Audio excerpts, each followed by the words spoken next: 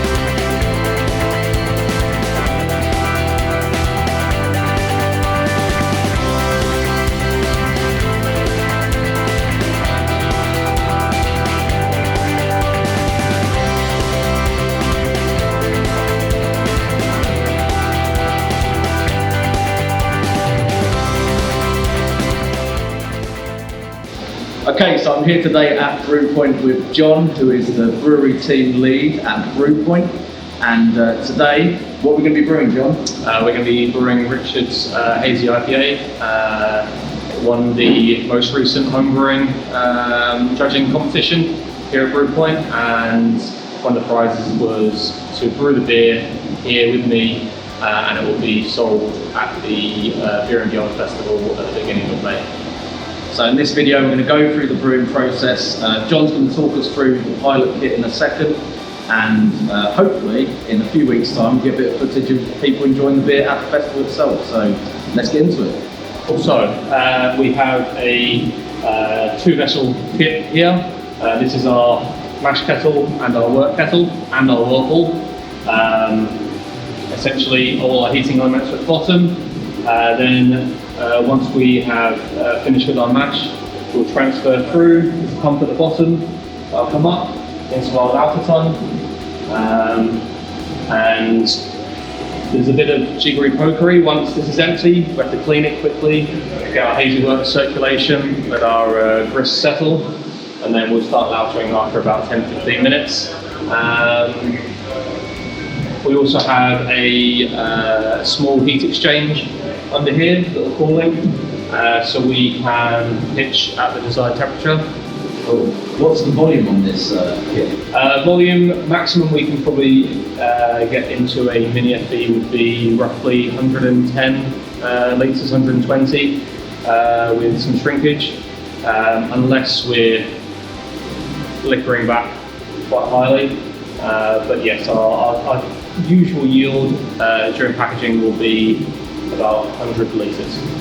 So you use this for your taproom series beers, is yes, that right? Yes, so we use this for all of our taproom series. Initially it was brought in for MPDs for the big kit. So things like Checkpoint were very much based off of brews on this kit. But now we use it more for our taproom series where we can brew from brewers to impies to barley wines to sours to anything. Cool. Let's have a play with it.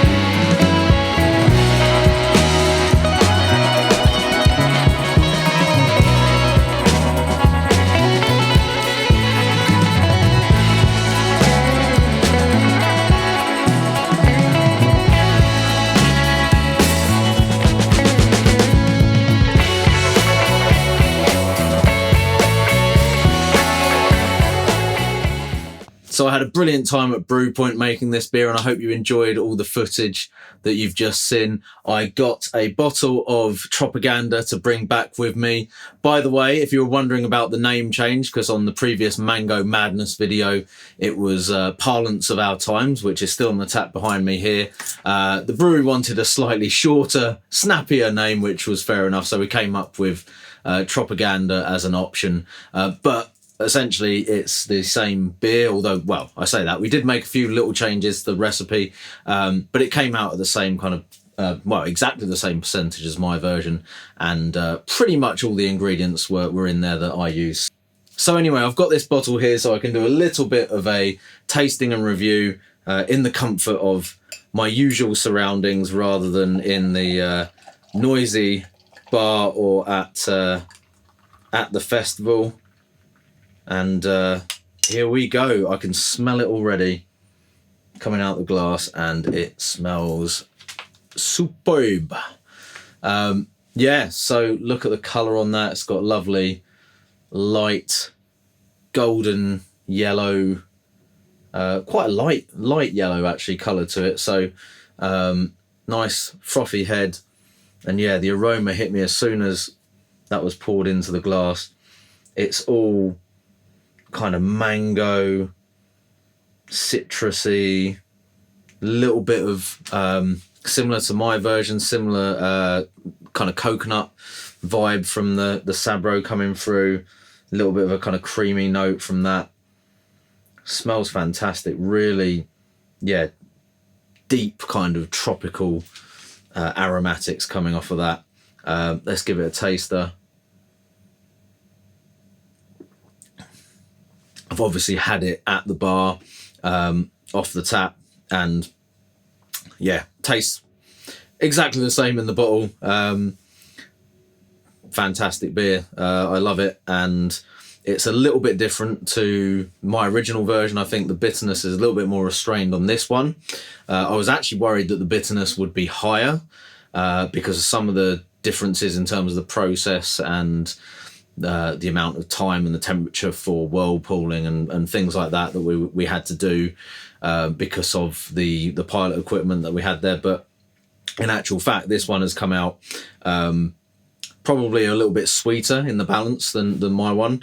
Bitterness is a little bit more restrained. That might be partly down to the gravity being slightly higher. So the original gravity was a little bit higher. We still got the same kind of ABV because it worked out with the final gravity still being quite high. So yeah, that might have factored into it, but it's all tropical fruit on the flavour as well. Very, very mango flavoured. Again, the Sabro is there. I think there is this kind of slightly woody kind of coconut neo-Mexicanus note on the back end. And just bright citrus flavour from the Citra as well. It's really good. I'm really happy with it. Thank you so much to Brewpoint and John for doing the brew day with me. Really happy with how the beer came out. Really enjoyed the brew day. The festival was awesome as well. So if anyone's thinking about popping down to Brewpoint, get down there to check out the beers anyway. But if you've got an opportunity to come down for the Beer and Beyond Festival, which I believe is going to be running at the same time next year, so it'll be early May, bank holiday weekend, I think. Do get down there. There were some great guest beers. I was very privileged to have this one on tap during the festival, and I hope everyone else who managed to try it enjoyed it as well. So let me know in the comments what you thought about this beer, if you were one of the people that maybe got there to try it out. But yeah, go down, see what they've got on tap, especially on the Taproom series, where some of the collaborations and other interesting beers are being brewed on that pilot kit are. And thanks to Brewpoint, thanks to everyone for watching the video. If you haven't already done so, click that like button, hit the subscribe button, and let me know what you think in the comments. Cheers everyone. I'm going to go and polish off the rest of this bottle now. Bye bye. I'm the dude. So that's what you call me, you know?